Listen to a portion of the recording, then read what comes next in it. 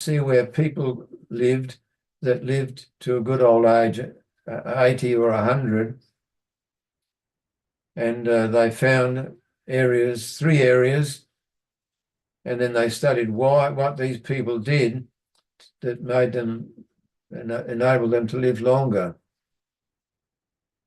We haven't got time to analyse all these.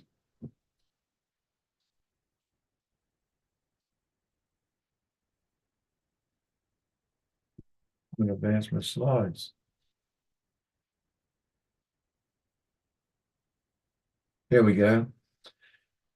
Now, the person who did this article for the National Geographic was Dan Buettner, and he was so impressed with it all, he continued the study and published a book, and he found two other blue zones where people lived to an old age.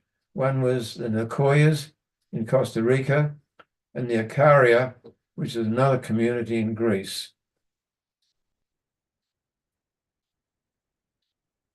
Another important one was a China study by T. Colin Campbell, and there's a second edition has come out on that, but there's plenty of evidence now to back up what the information I'm about to give you. So we need to ask ourselves, what do we mean when we say genetics? What we're really talking about is heredity. That is, what can be handed on from the parents to the children, etc. I think you will understand that.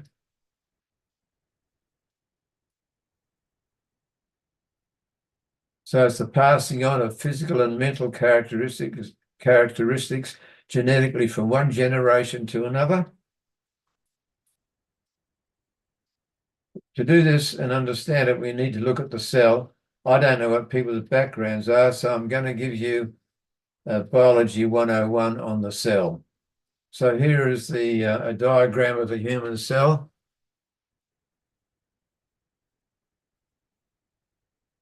Wait a minute, I've got a message coming up I've got to get rid of.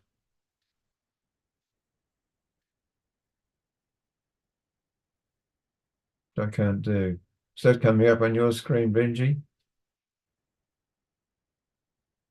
Yeah, I can still see your slides. No, I But I didn't can't see get any rid of the message. notice. Oh, okay. I can't see the message. You can't? Yeah, Because it's I obliterating can't. my diagram. I don't know how to get rid of it. Oh, okay. Hmm.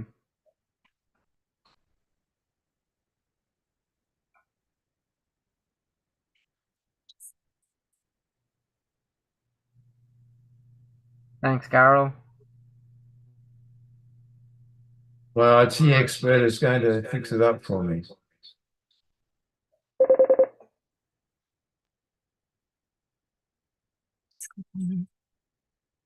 We finally managed it. Thank you. So here we have the nucleus. And in the nucleus, we have the chromosomes, which are composed of DNA and protein. And then we have in there the nucleus, also the nucleolus. Here it is here.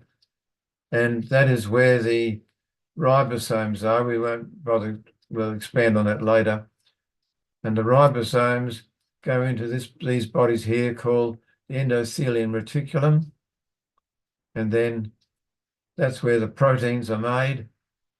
And then the proteins then go in here to what we call the Golgi apparatus, where they're modified for what they need to be doing. But what we're talking about now is the nucleus here.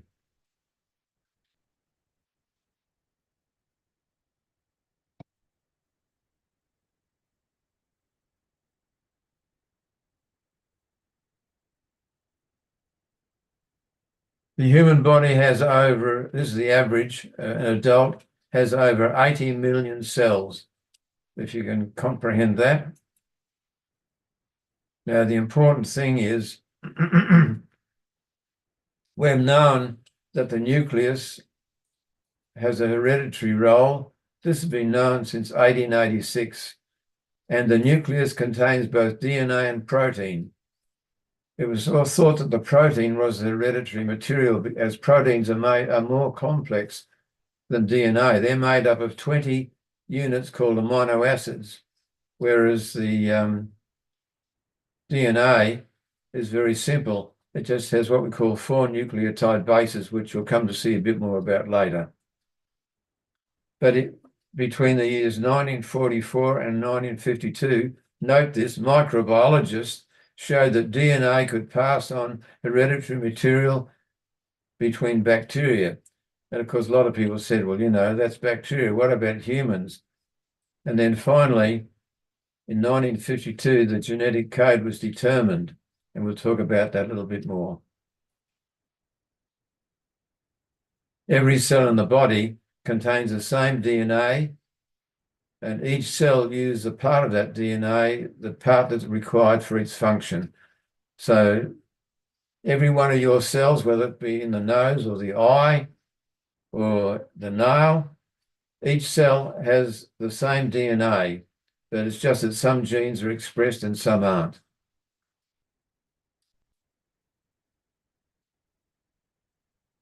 A human cell has 3 billion nucleotides. If you can comprehend that, we'll talk about a nucleotide in a minute. They're the units of the DNA. But only 1% of all those 3 billion nucleotides code for a protein. Proteins are the active part of our cells that make things happen. 25% of that DNA has regulatory functions. The rest is unclear. We don't know really what it does. Now, Watson and Crick in 1952 published the alpha helix and the genetic code, which we're going to have a look at now. You've all heard of the alpha helix. That's what it looks like diagrammatically. And you can see these are the nucleotides.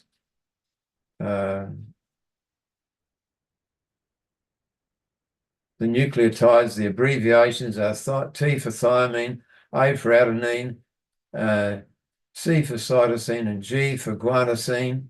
And you can see they pair in a particular way. So if you've got a thymine here, it'll always pair with an adenine here. And if you've got an adenine here, it'll always pair with a thymine there. If you've got a cytosine here, it'll always pair with a guanosine over here. And if you come down here, another thymine pairs with adenine. And so each chromosome is joined together by these nucleotide pairs. Excuse me. Now, a copy is made of one of these strands. We'll just take this one for now. And that's called messenger RNA because it's taking the message from the DNA in the chromosome and going to make that into a protein. So there's one slight difference. The messenger RNA, instead of producing a thymine, produces what we call uracil. So, but it's still, the thymine still pairs with adenine, and the cytosine with guanine, and the guanine with cytosine. I hope I'm not making it too complicated for you. And so every 3 of these nucleotide bases, which have been transcribed into RNA, this is the RNA, and this is the DNA, every three of those codes for an amino acid, which proteins are made of. This particular code, RUGC, happens to code for the amino acid called methionine. And we know what the code is, so we'll have a look at that on the next slide. Here is the code. So if you want to know, we can sequence the DNA and the RNA, and so we can then go to this chart, and this is what we now know. The first letter is a U, see here, got U. The second letter is a U, and the third letter over here is a U. So U codes for phenylalanine, and UUA and UUG codes for leucine. And so we could go through. The only other ones I'll mention are these ones here. When a codon, we call these codons, when the codon is uracil adenine adenine, or uracil adenine and guanine, or uracil guanine and adenine, that says to the cell, stop making this protein. That's where this protein finishes. So that's a very important. So otherwise it gets joining up all these amino acids and keep going. But the code says we have to stop here. And so it finishes making that protein when it hits that stop codon. I don't know why I can't advance these slides on my computer. I'm sorry. So let's have a look at the DNA code in a little bit more detail. So here we have the DNA code. A, adenine, guanine, thymine, cytosine, guanine, thymine, adenine, guanine, cytosine, thymine. So we now know that that's going to be what we call transcribed or converted into RNA, messenger RNA, which you've all heard of. If you haven't heard of messenger RNA by now, I'm not too sure where you've been. But anyway, here you can see the messenger RNA. And as we said, if you've got an adenine, it goes to uracil and messenger RNA. If you've got a guanosine, it goes to cytosine, and a thymine to adenine, etc. So what is that going to tell us now? Let's have a look. There we are, it's working. Good. So we've got three, a codon of 3, that codes for serine. We have another one, GCA, and we look up and that codes for alanine. We have another one here, UCG, and that codes for serine. Now, in the ribosome, which you heard me mention, that's all joined together, and we have a protein. Now, obviously, proteins are a lot longer than that. Proteins vary from as small as 472 amino acids, that's a very small protein, to the longest one we know, which is 27,000 amino acids.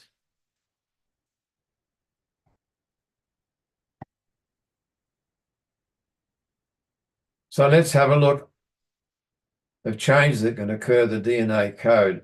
You've all heard of mutations, and there are several types of mutations. I'm just going to illustrate 3 tonight. First of all, we can have a deletion. So here we have the DNA, and what we're going to delete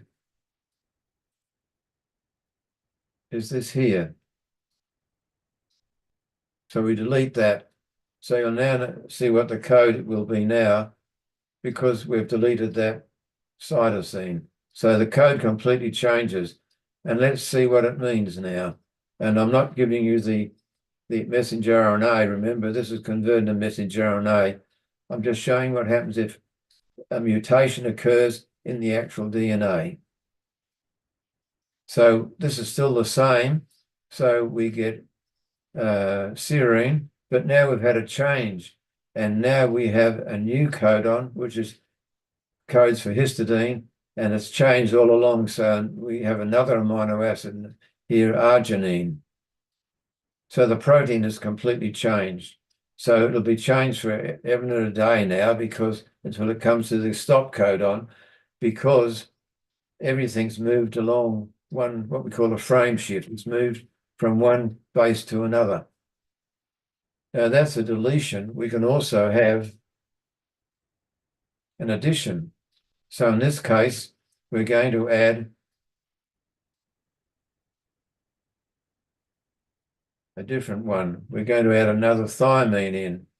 And so what happens to the code now?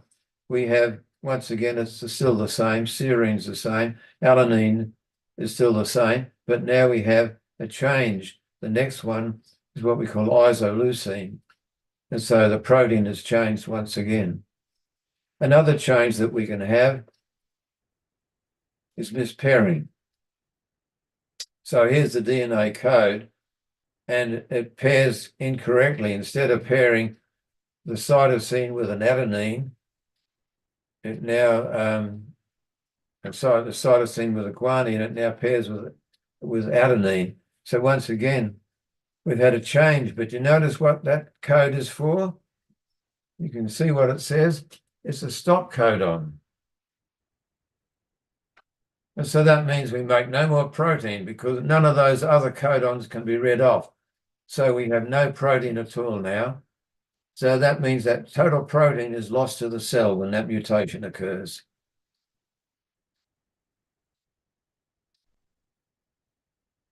Anything that causes a mutation is called a mutagen. And we're going to look at what some of the known mutagens are. Chemicals like ethidium bromide, which may not mean much to you, but it is a chemical that is found in some things. And we use it a lot in the laboratory because we want to make changes in the DNA. Acridine orange, proflavin, all these things can cause mutations. Metals like chromium, cobalt, and cadmium can cause mutations. Another very important one is radiations. UV, particularly UV3, the one which causes skin cancers and melanomas. X-rays, gamma rays, microwaves, all these can cause mutations. There are other factors, however, that affect DNA.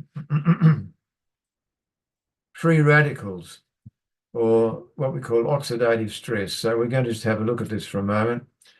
Free radical simply means that a chemical has an electron in it, a free electron, which hasn't been neutralized and joined, neutralized. And this is produced by what we call oxidation. Oxidation is a normal process of metabolism. So, I just thought I'd give you a definition so that you can read it and digest it. So free radicals cause what we call oxidative stress. The term is used to describe the condition of oxidative damage resulting when the critical balance between free radical generation and antioxidant defenses is unfavorable. Our cells do have mechanisms, excuse me, for neutralizing these free radicals. But if we overpower that, so if you have excessive oxidative stress arising as a result of an imbalance between free radical production and antioxidant defenses, it is associated with damage to a wide range of molecular species. These free radicals have to go somewhere so they can latch onto lipids or proteins or nucleic acids and damage them and change them.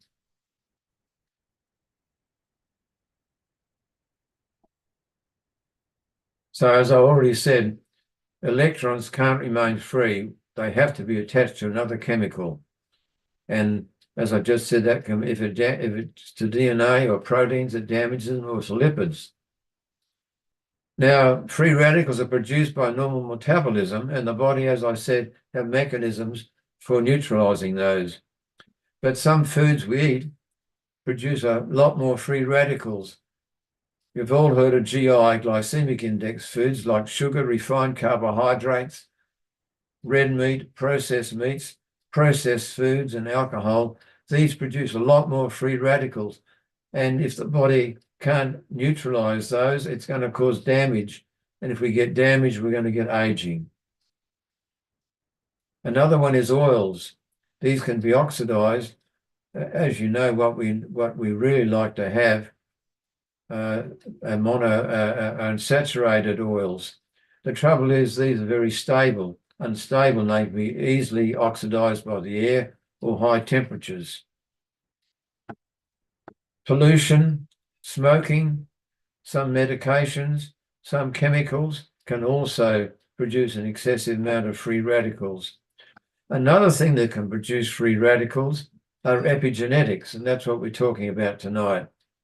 These are what we call stable, inheritable traits resulting from changes in a chromosome without alterations in the DNA sequence. So they don't actually affect the DNA sequence like mutations do. And so what are these changes they cause? They cause chemical modification to DNA, what we call methylation, adding a methyl group, a CH3 group to DNA. modification of proteins, and changes to the histone proteins that are associated with the DNA in the chromosomes. And in a simple term, epigenetics act like little switches which turn genes on or turn genes off. They can be good genes they turn off, or they can actually turn on bad genes like cancer genes, or they can turn them off. So we need to know how we can determine to stop these epigenetic changes. The other important point is these epigenetic changes are inheritable and unto the third generation. And this makes me think of Exodus 25 and Exodus 34:7, Deuteronomy 5:9. And basically these texts say, visiting the iniquities of the fathers upon the children unto the third and fourth generation. So the mother's epigenetics can be inherited by the fetus in the third trimester. So can you blame your parents and grandparents for their epigenetic changes? No. The important thing is these epigenetic effects are reversible. So what affects epigenetics? Basically all these things we've just talked about: radiation, UV, X-rays, gamma rays, microwaves, aging. Just the mere fact of aging can cause epigenetic changes. But these free radicals, these produce the oxidative stress, and they are particularly damaging. So what about prevention? How can we prevent? Limit our exposure to radiations, aging. We can limit the aging process, and we're going to talk about that a little bit. Free radicals. We need to reduce the effect of free radicals. Don't have things that produce a lot of free radicals. So I want to talk a bit about reduction of free radicals and oxidative stress. Avoid all those things that produce high levels of free radicals. Eat foods high in antioxidants. Why do we want antioxidants? Because antioxidants neutralize free radicals. That's the importance of them. So what kind of, where do we find antioxidants? Fruit and vegetables, legumes. I like to mention legumes separately. A lot of people never think of legumes as vegetables. Nuts. Plant-based foods, in other words. Uncooked or cooked in moist heat is the better way to go. Here's a quotation. Researchers demonstrate that nutrition plays a crucial role in the prevention of chronic diseases, as most of them can be related to diet. Functional food enters the concept of considering food not only necessary for living, but also as a source of mental and physical well-being, contributing to the prevention and reduction of risk factors for several diseases or enhancing certain physiological functions. So you can see how important food and lifestyle are in our health. There's nothing new about this, by the way. We've heard about an apple a day keeps the doctor away. The ancients knew about that because they're high in antioxidants.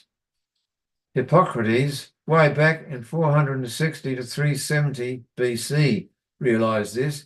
He said, let food be thy medicine and medicine be thy food. He said, walking is man's best medicine.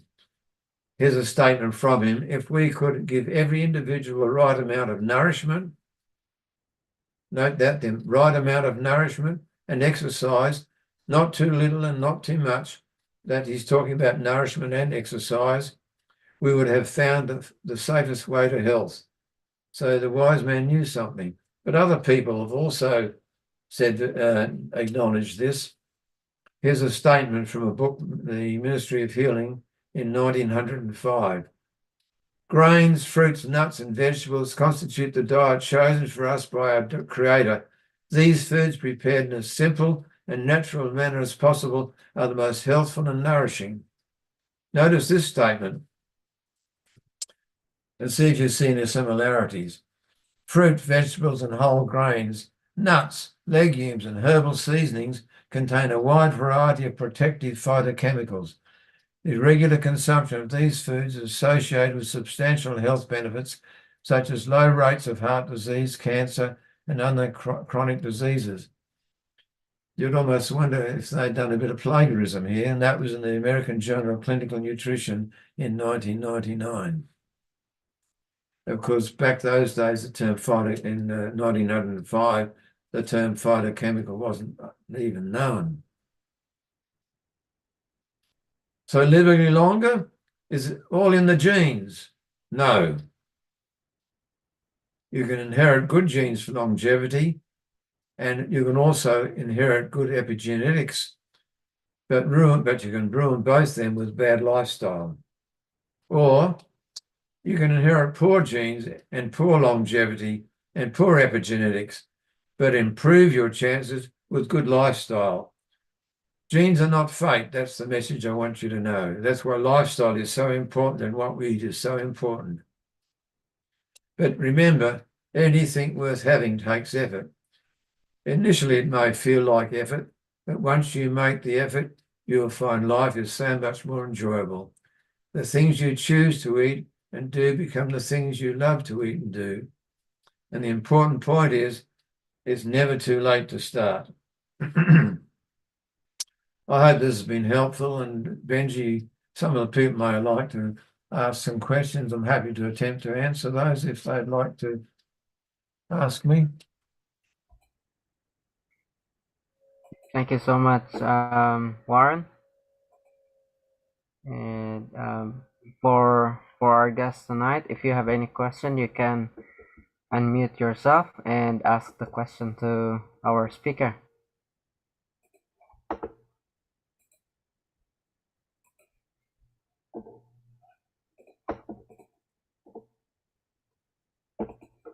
And we have viewers on our YouTube channel too. If you write your question on the chat, and I can read it to our speaker, or any comment.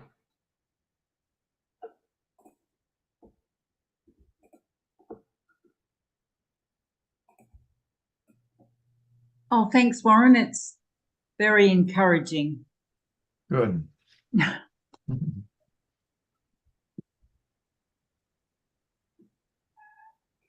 Thanks for joining, Carrie. No worries. So I have a question, Warren. There are diseases that are caused by genetic mutations. Can epigenetics help with that, like changing your diet? Can it be remedied Not that by I'm that? aware of, Benji. That's a mutation that's occurred, and you've inherited that. If you go back further, some of those genetic defects may have been caused because of epigenetic or more if it was an epigenetic change, you could reverse it. But if it's a DNA change, you can't. And it may well be way back somewhere, lifestyle and diet had affected that DNA and caused that mutation. But once the DNA code like that has been changed, we can't, lifestyle can't switch that back. But epigenetics, remember, you can do that. Okay. Can you remind us again in simple terms the difference between genes and epigenetic? Yeah. Well, genes are the DNA sequence of nucleotides, and they're fixed. Epigenetics, they're like little switches, like the protein that's attached to the DNA in the chromosome.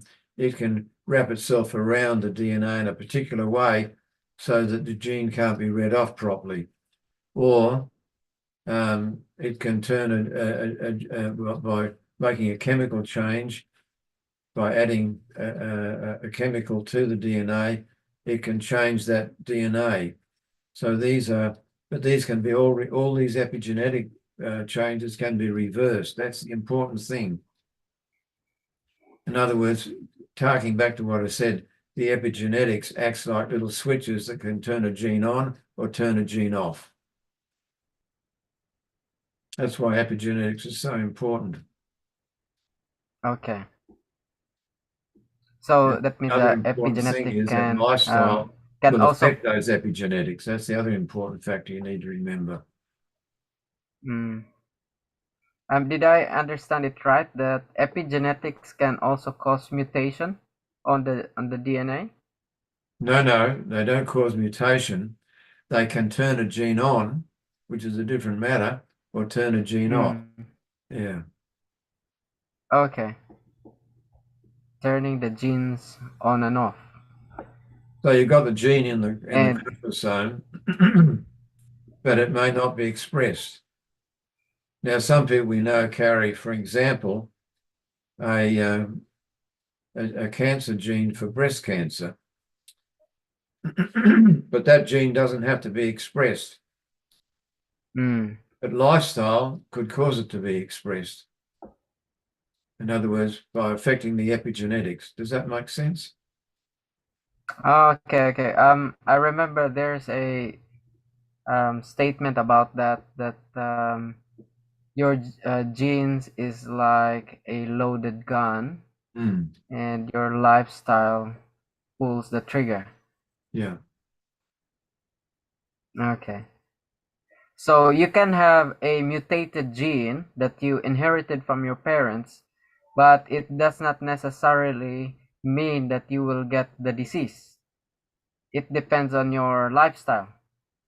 Well, yes, that could be true for some genes, but you've got to understand there are functional genes that their body has to express to survive. Whereas Mm, if you've got a breast cancer gene, that doesn't have to be expressed, okay. okay, and turned All on. right. Yeah. Okay. I see. Mm. I think I have a little bit of understanding there now. If you have any question, please feel free to ask. Perhaps it was all as clear as mud. You explained it well, Warren. Um, well, I have an experience with my daughter because when she was born, the midwife need to give her um, a cow's milk, and so after trying, the midwife told us that Hannah doesn't like cow's milk. She didn't want to drink it. So we said, I think because we're total vegetarians, that means I think we pass on our taste to her. So when she tried formula, soy formula, Hannah likes it. So is that because of she inherited our taste? So that means our tendency to eat junk food or other foods that are not healthy, that can also be passed on to our children. Not to my knowledge, I must confess, Benji, and I don't have all knowledge. Normally, what happens is tastes are passed on because of that's what is had in the family, and you acquire that taste, but your child wouldn't have had that experience long enough, would she? No. No. That's why it's very hard if you're brought up in an environment where they don't eat healthily. It takes a lot of discipline to change your tastes, but you can do it. You can Mm, you can educate your palate. I used to mm, eat too many sweet things. I just love sweet stuff. Now, if I have too much sweet stuff, my body doesn't want to have it. It tells me don't have any more. It makes me feel a bit off color, actually. So you do educate your palate, and same with a child. The environment in which you feed them can educate their palate, which is beneficial for later life, of course. mm. So from our guests, do you have any comments or question? You don't have to unmute yourself. You can just put it in writing on the chat, and also our guest on YouTube.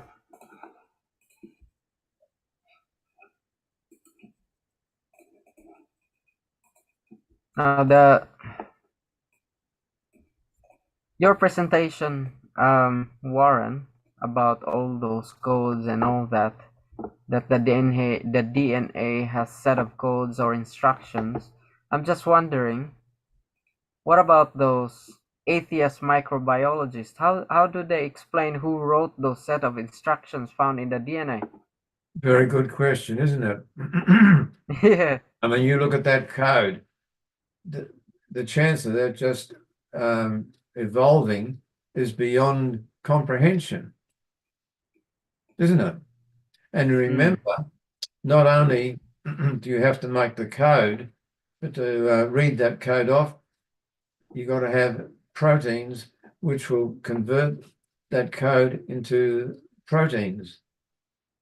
So it's all the chance of all that code at one time and everything in that cell functioning at one time is beyond comprehension. And that it's just random. You can see there's order, can't you?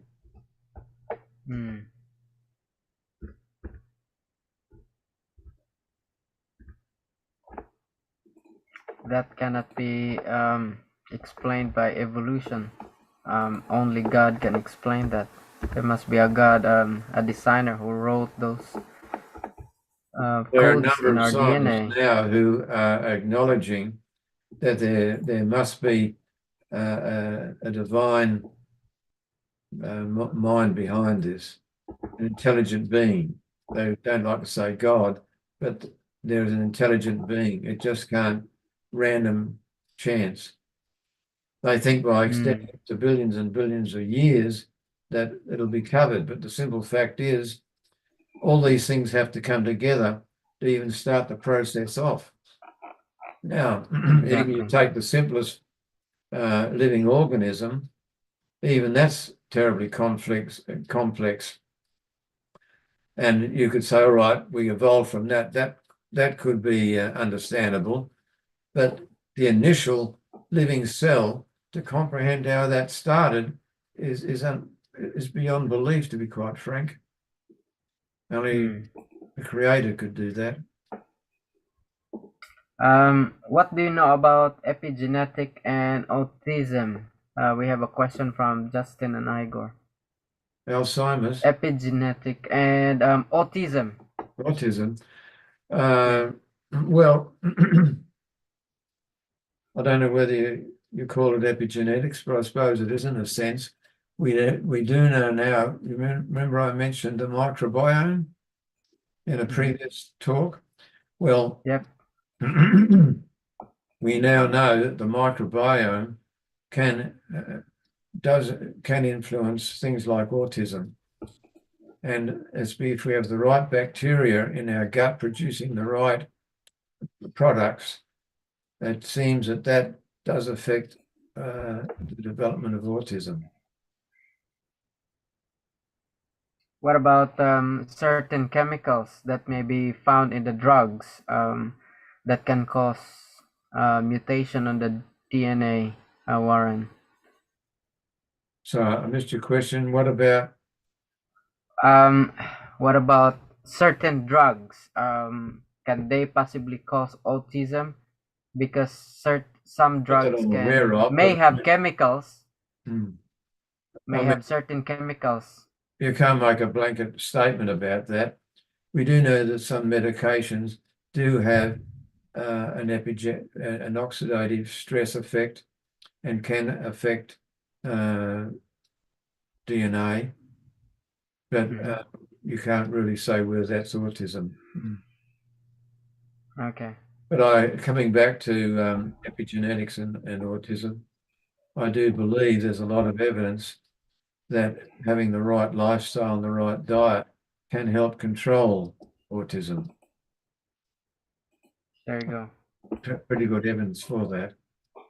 We do know, that various foods do make kids hyperactive.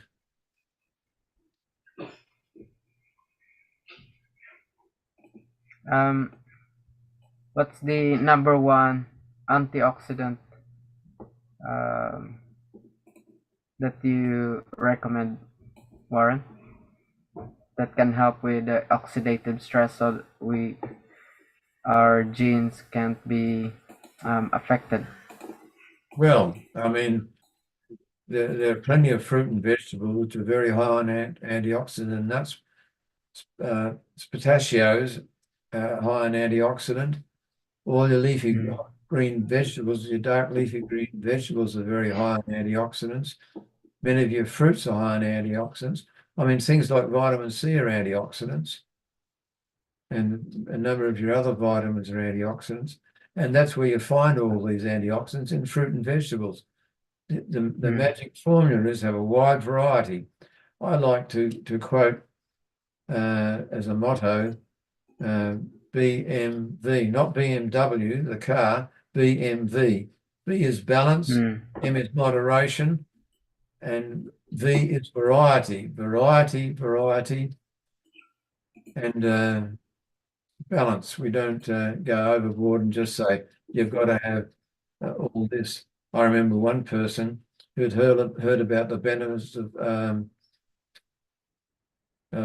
vitamin A, and so he'd buy bagfuls of carrots, and juice them every morning, and have a couple of glasses of carrot juice, and it had all this carrot juice.